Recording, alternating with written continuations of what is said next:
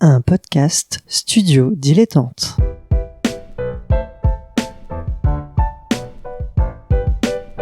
Donc ce que vous proposez comme d'habitude, c'est de la poudre de perlimpin. La République, c'est moi! Et je ne me laisserai jamais entraîner par un opportuniste dans cette voie-là. Allez, rangez vos mines boudeuses, rangez vos discours de rageux.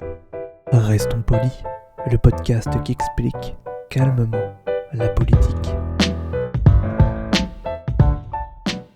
Bonjour à toutes et à tous et bienvenue dans Restons Polis, le podcast qui vous explique calmement, tranquillement et sans prise de tête la politique. Comme tous les lundis, on va justement explorer un peu les bases de ce que c'est la politique avec mon camarade Nemo. Salut Nemo. Salut Adrien. Alors c'est un épisode un peu particulier puisque encore, effectivement, comme à chaque fois, un peu comme nos camarades à gauche toutes, puisque là on le fait dans les conditions du direct sur Twitch. Voilà, nous sommes le 23 mars, il est 21h, et on va essayer de comprendre quelles sont les réponses politiques face à la crise qu'on traverse actuellement. C'est pour ça que je dis que ça va être un épisode un peu particulier, puisque ça va être très lié à l'actualité, à savoir la crise autour du Covid-19. Alors, déjà peut-être revenir pour commencer aux premières annonces, c'est-à-dire, je pense, ce qu'on avait vu d'ailleurs juste avant l'enregistrement dernier qu'on a fait autour du Sénat, c'était le premier discours de Emmanuel Macron, qui annonçait donc la fermeture des écoles et la poursuite donc des élections municipales, enfin en tout cas du premier tour des élections municipales. Quelle a été toi ta réaction et après on verra peut-être les conséquences de ces premières décisions qui ont été posées. Déjà le premier truc, c'est que moi ce qui me marque là à l'heure actuelle en tant que 23 mars, c'est que ça s'est passé il y a un an en fait, la fermeture des restaurants et des écoles et compagnie. C'est-à-dire que là on est plus d'une semaine après et ça semble déjà très très très loin. Comment j'avais réagi? Je trouve que c'était à l'époque, parce que personne n'est ici n'est épidémiologiste ou médecin, mais je m'étais dit oui, ça paraît logique, etc. On monte, il y a de plus en plus de cas, on monte. Il était temps de le faire, en vrai, hein, il était plutôt temps de le faire. Mais je pense que à ce moment-là, je m'étais dit oui, c'est le début de la merde. En gros, c'est vraiment pour le dire un peu grossièrement, mais c'était vraiment le début d'un processus qui allait durer un moment et il fallait s'y préparer. Ce qui est intéressant dans ce moment politique, c'est que on est sur une décision effectivement qui est importante. Fermer les écoles, les universités, c'est quelque chose de très fort. Et du coup, ça a remobilisé tout le personnel, notamment éducatif et pédagogique, à devoir se tourner sur des outils en ligne, parfois sans beaucoup de préparation. De même... c'était quelque chose.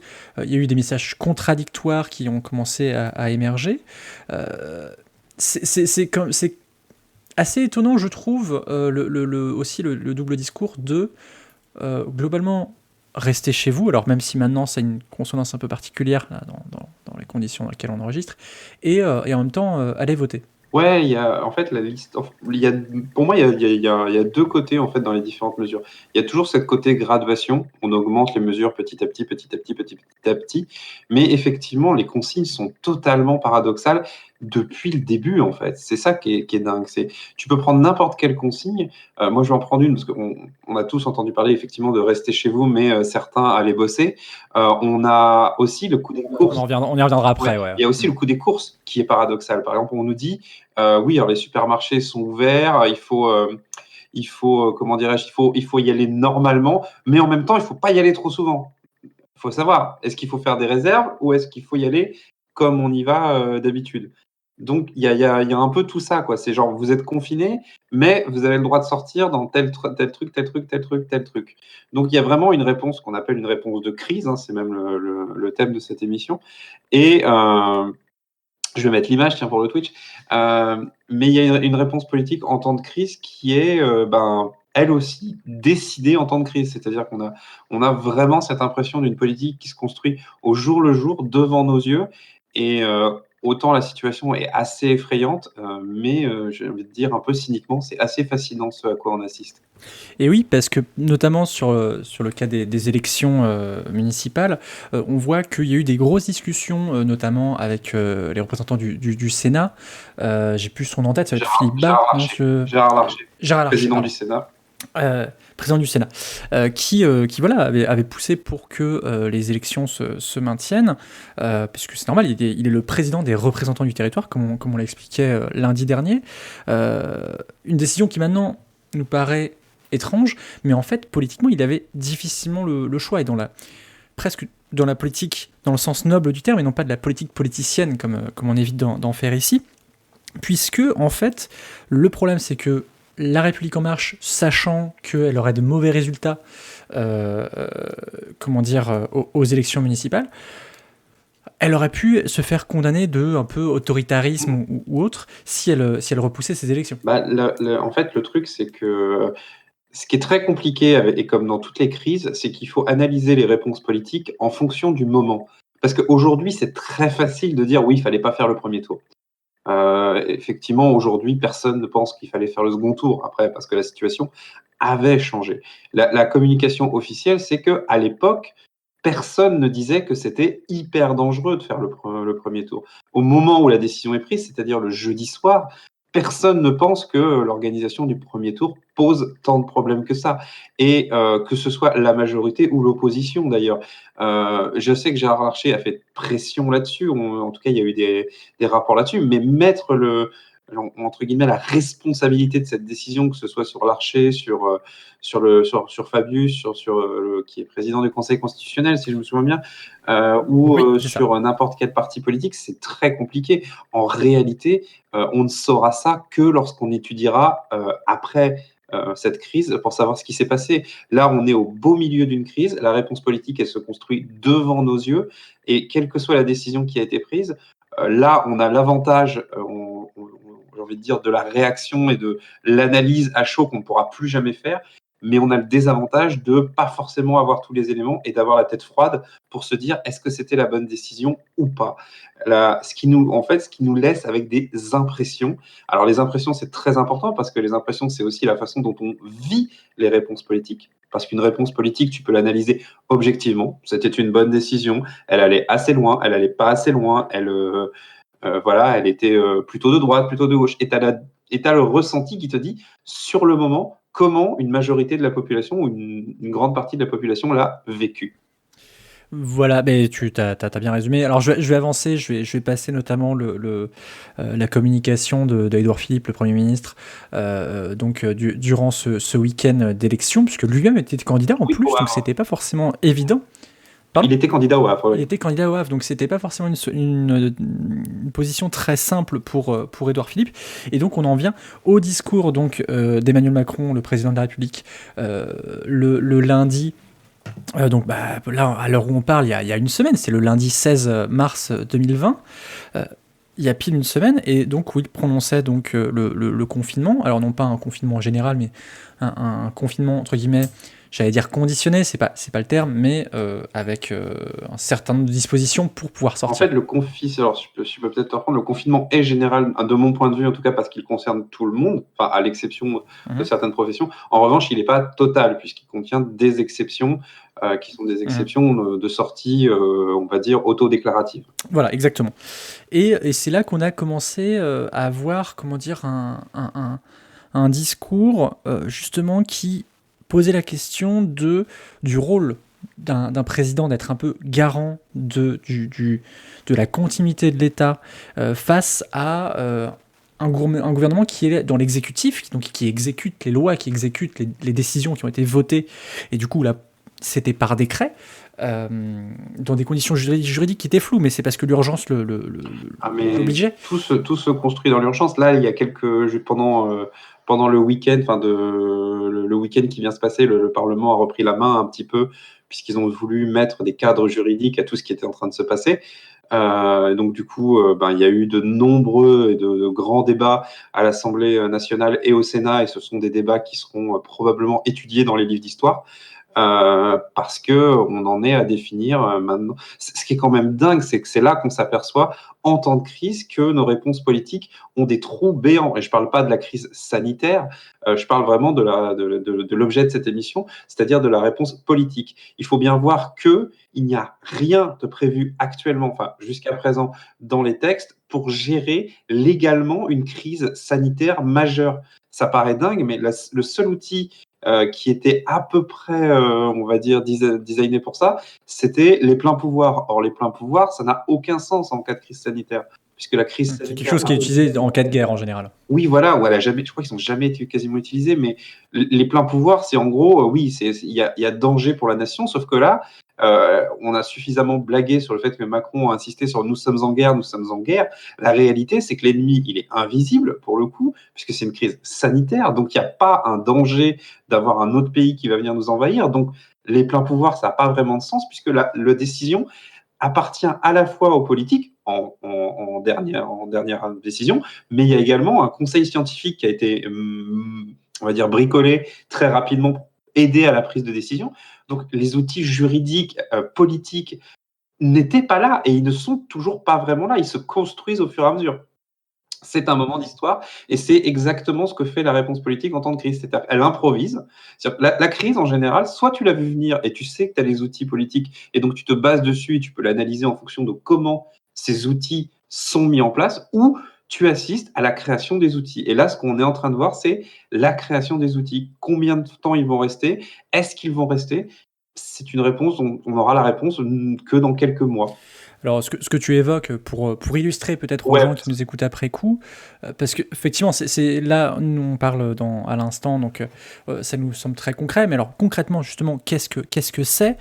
C'est effectivement des architectes, par exemple, qui ne sont pas consultés dans l'injonction à reprendre, enfin des architectes et les ouvriers d'ailleurs, dans l'injonction à reprendre donc le travail, alors que normalement on est censé se confiner tant que possible.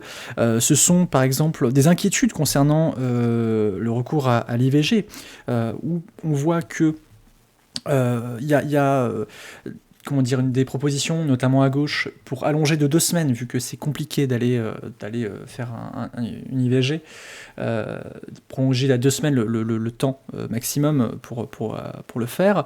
Le gouvernement et le Sénat ont refusé ça. Enfin, il y a plein de choses comme ça qui montrent une désorganisation et aussi un non-dialogue dans le gouvernement, et c'est assez intéressant à observer. En fait, ce genre de crise révèle ce que font les gens et ce que font les institutions. Et à titre personnel, je trouve que le Sénat ou l'Assemblée nationale ont plutôt bien réagi, en tout cas sur le dernier débat. Il faut savoir que l'Assemblée nationale, il y a un truc quand même, c'est que ça a été un des plus gros clusters de France. Faut voir qu'à l'Assemblée nationale... Alors, les clusters, ce sont les foyers d'épidémie. L'Assemblée nationale était un foyer d'épidémie qui n'a jamais pris véritablement, avant que ça devienne catastrophique, la situation au sérieux. Maintenant que la situation est sérieuse, l'Assemblée nationale a fait son taf, le Sénat a fait son taf, c'est-à-dire qu'ils ont pondu une loi exceptionnelle en 2 jours, sachant que les conditions juridiques sont très floues et que ce qui a été voté est quand même extrêmement impactant. Là, tu as cité les architectes, l'IVG, etc. Mais ça, ce sont des cas concrets. On pourrait aussi citer les dentistes. Voilà, comment font les gens pour aller au dentiste? Est-ce que si le confinement dure, est-ce qu'on va autoriser les coiffeurs à réouvrir, par exemple? Ce genre de choses, mais les réponses qui sont apportées à l'Assemblée nationale et au Sénat, c'est pas ça en fait. Ça, ce genre de problématique, c'est véritablement l'exécutif qui en a la main dessus, puisqu'il s'agit de prendre des décisions tout de suite et de manière extrêmement spécifique. Ce sur quoi ont travaillé l'Assemblée nationale et le Sénat, c'est définir les règles qui vont être mises en place le temps que va durer la crise sanitaire. Parce qu'il faut bien voir qu'on dit aux gens « restez chez vous ». Ok, on comprend tous pourquoi il faut le faire, mais si on analyse ça à froid de manière juridique, il s'agit quand même d'une atteinte majeure à la liberté d'aller et venir. On n'en est pas encore à l'atteinte à la liberté d'expression ou ce genre de choses, mais on a une atteinte au commerce libre, si on peut, ou à la liberté d'entreprendre à l'heure actuelle.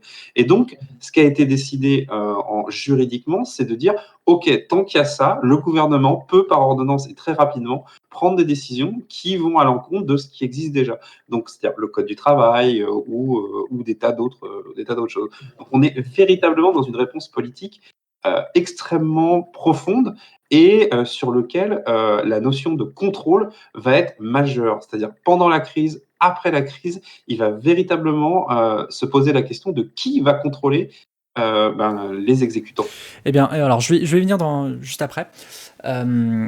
Alors déjà pour rappel, donc dans les lois d'exception qui ont été mises en place, il y a notamment donc sur le droit du travail, sur le temps de travail, donc notamment sur la durée des 35 heures qui a été remise en cause, sur les congés. Par exemple, il a été accordé de céder une semaine de congés.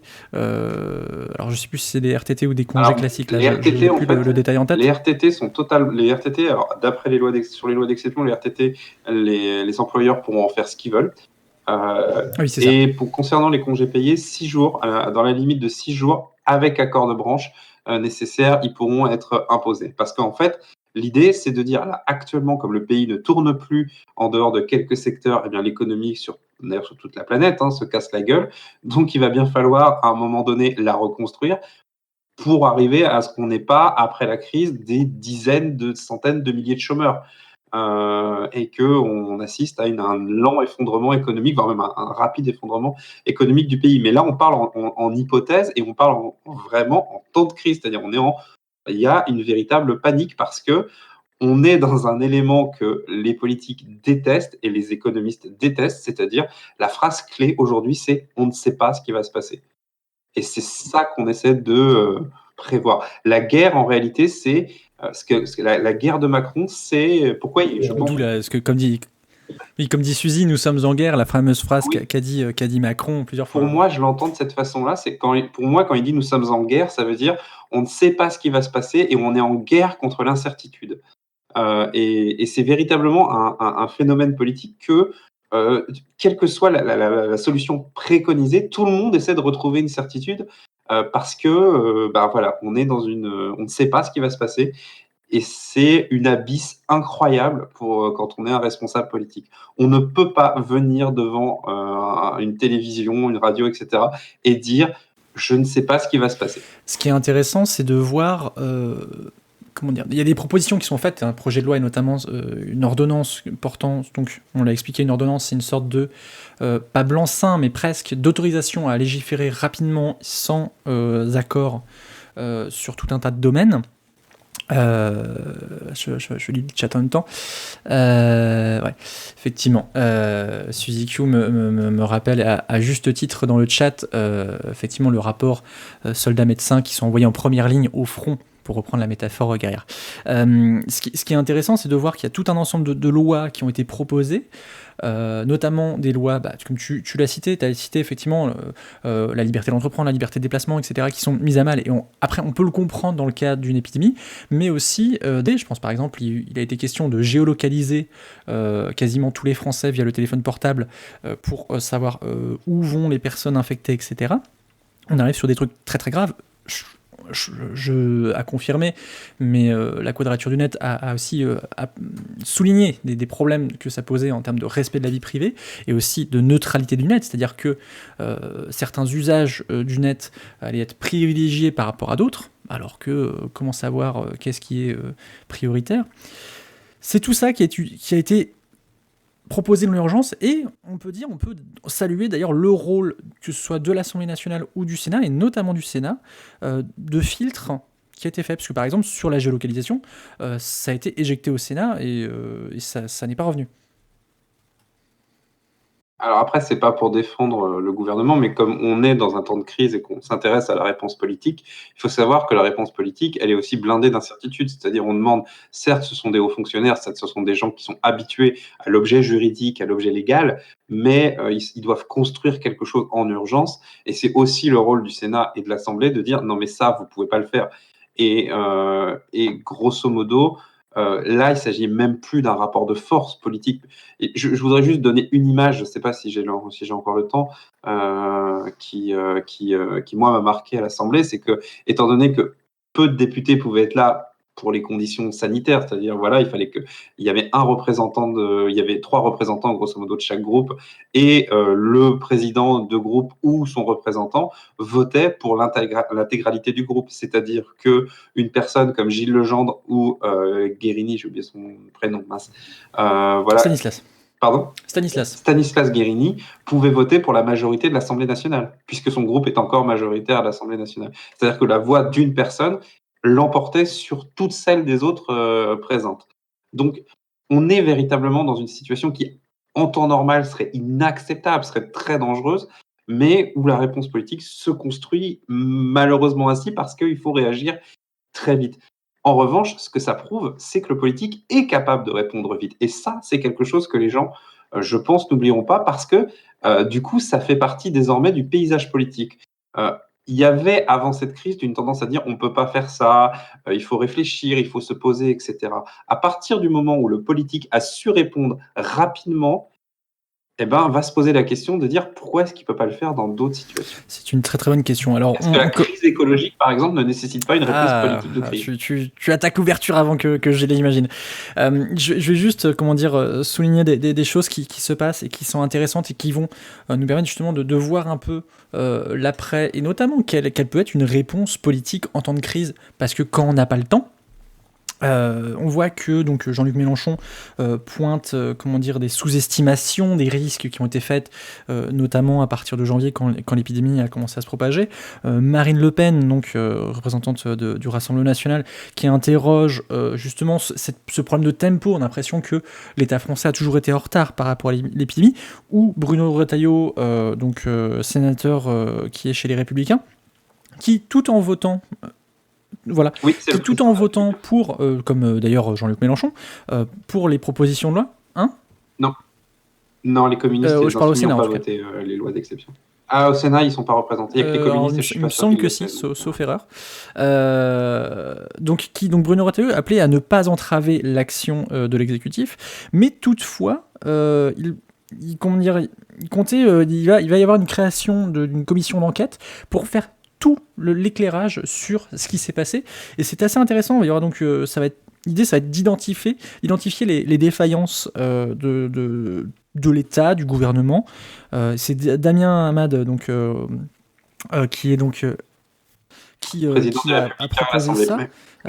Et c'est assez intéressant de voir justement, ok, il y a urgence, on vote pour parce qu'il y a cette urgence. Ça peut être effectivement, comme l'a souligné Suzy Q dans le chat, et je le remercie, l'augmentation donc des amendes pour les gens qui ne respectent pas le confinement. Mais en même temps, on va faire après coup, donc à l'automne a priori, on va faire un peu le bilan de tout ça et on va pointer ce qui va pas. Ouais, c'est la réaction parlementaire assez traditionnelle en fait. Et par contre, là, moi je m'avance pas là-dessus, mais je ne sais pas qui sera responsable des auditions, des enquêtes, etc. Et surtout qui va passer devant.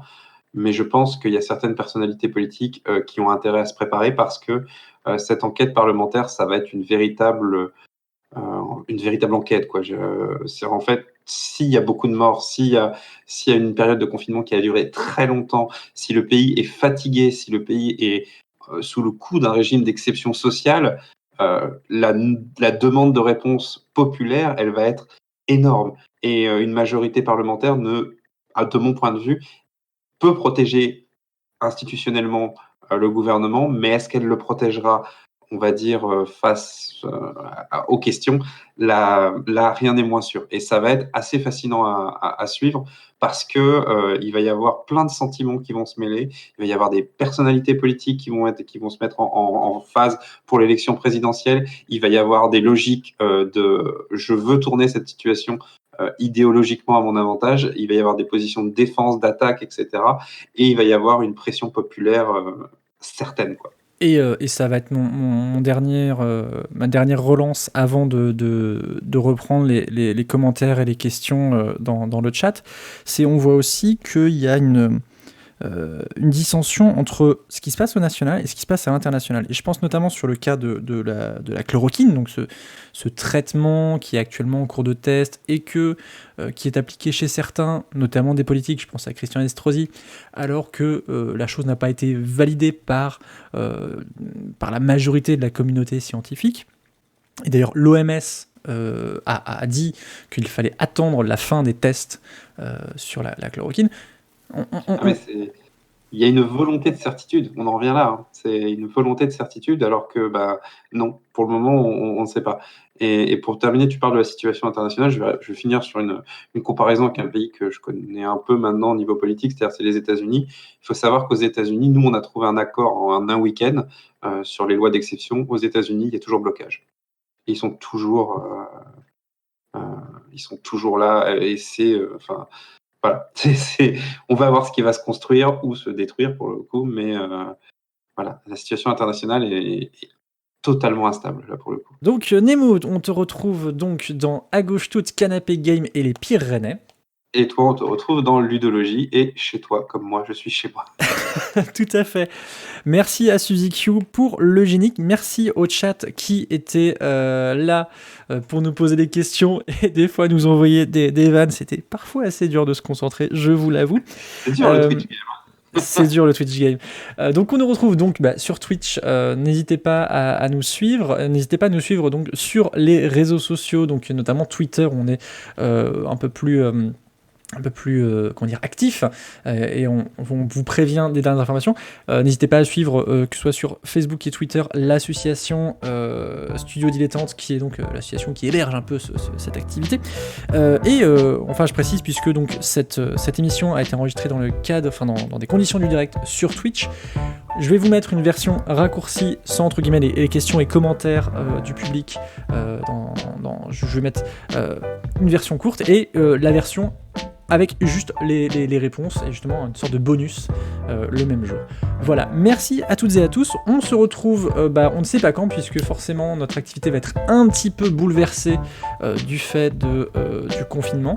En tout cas, à très bientôt sur Internet et peut-être dans la vie réelle. Prenez soin de vous, restez chez vous tant que vous le pouvez, puis voilà, à bientôt. À bientôt.